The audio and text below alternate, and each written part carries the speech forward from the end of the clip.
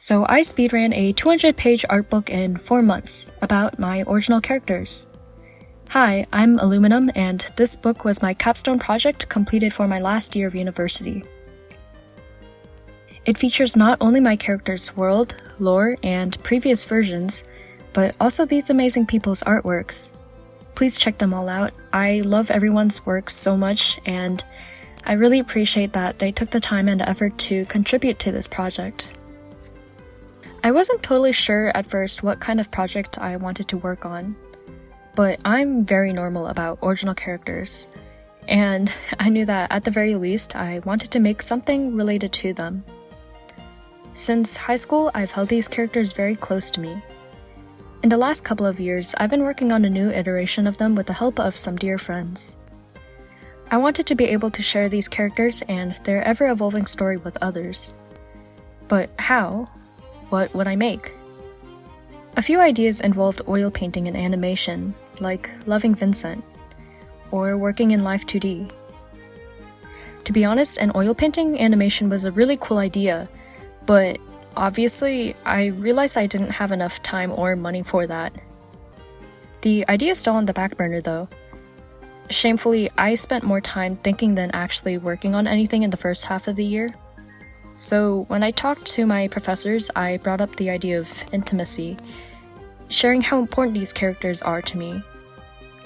I'd initially suggested making large prints, but a professor suggested the opposite.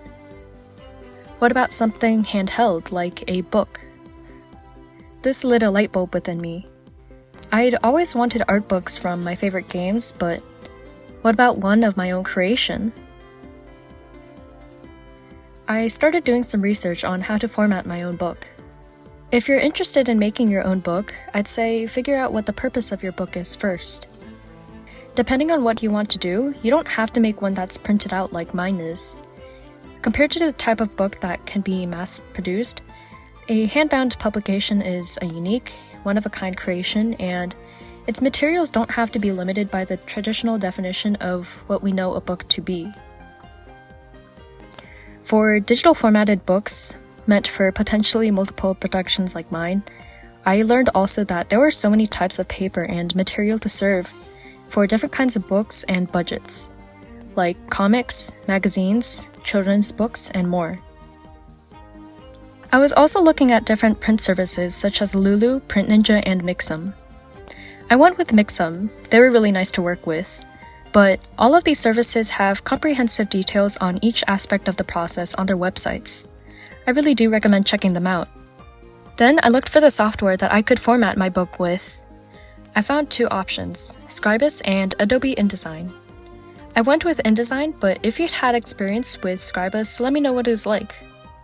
I chose to make my book printer paper size, 8.5 by 11 inches, and after downloading an automatically generated template for Mixum's menu, I set up my Pages document with bleed, margin, and gutter space accounted for.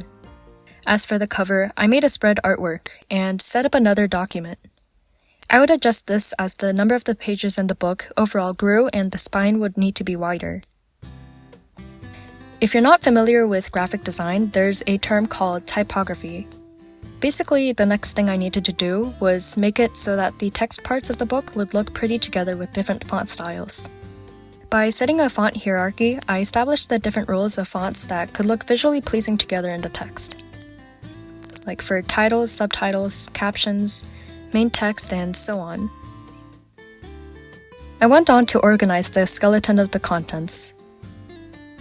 And then, I began to scour my files for artwork to insert. I went through years of memory lane. It was nice to reminisce about the past. Art is pretty subjective, so for example, you may interpret these drawings based on what you see and what you know.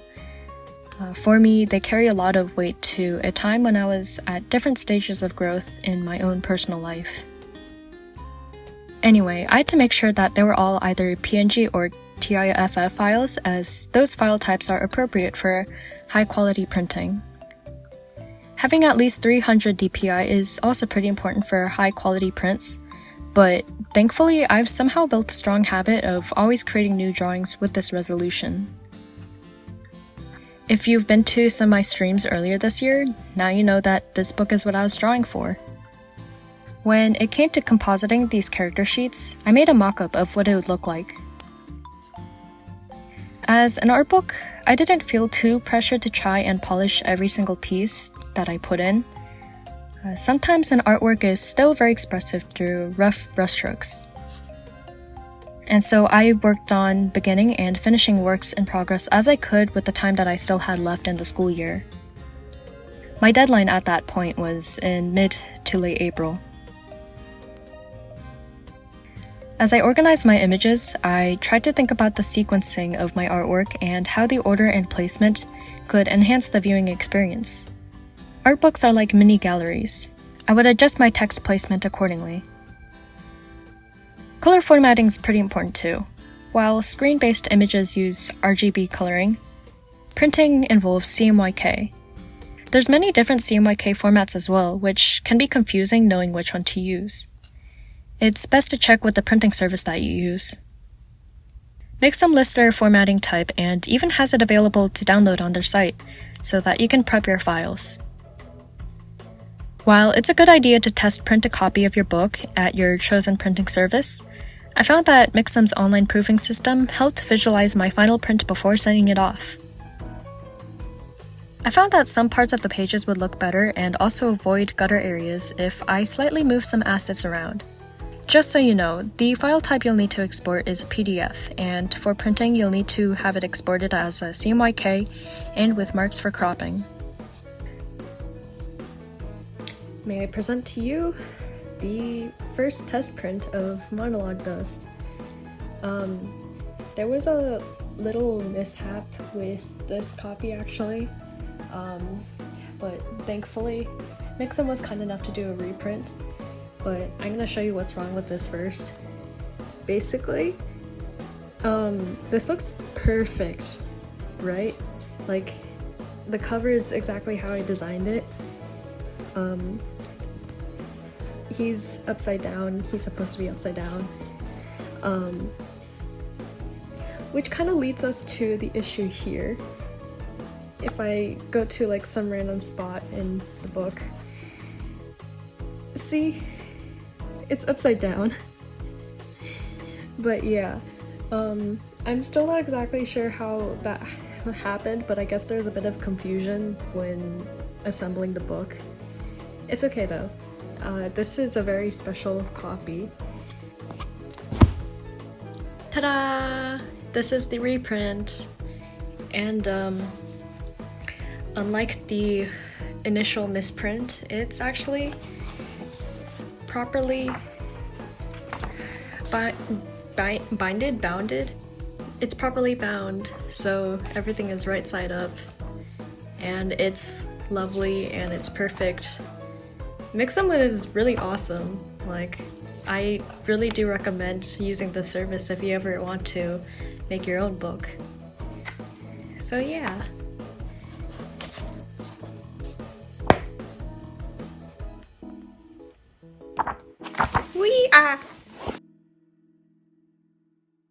It was surreal seeing my art in physical form.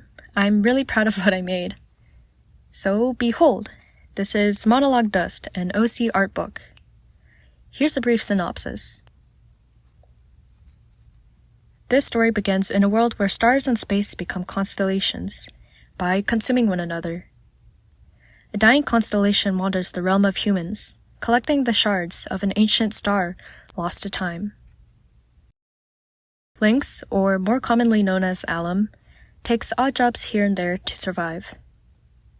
His latest gig involves moving equipment for the rising star Rosa Angelicum, known offstage as Layla.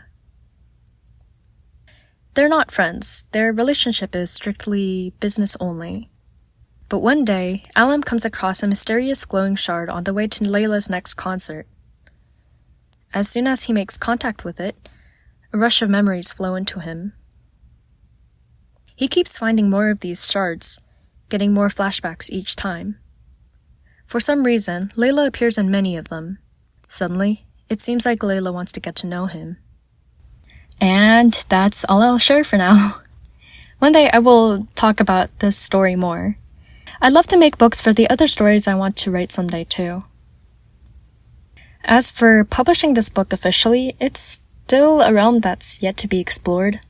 Definitely let me know if you'd be possibly interested in a copy. I think that's all for now otherwise. I hope you enjoyed this video. If you have any questions or comments, let me know below, and thank you for watching.